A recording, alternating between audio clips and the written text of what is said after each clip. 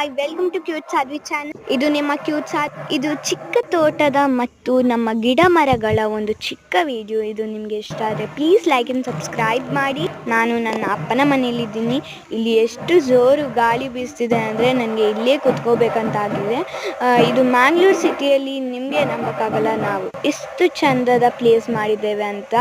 So ಇದು ಎಲ್ಲ ಜಾಗ ನಮ್ಮದೇ. ಸೊ ನಿಮ್ಗೆ ಇಷ್ಟ ಆದರೆ ಪ್ಲೀಸ್ ಲೈಕ್ ಆ್ಯಂಡ್ ಸಬ್ಸ್ಕ್ರೈಬ್ ಮಾಡಿ ಅಷ್ಟೇ. Thank you.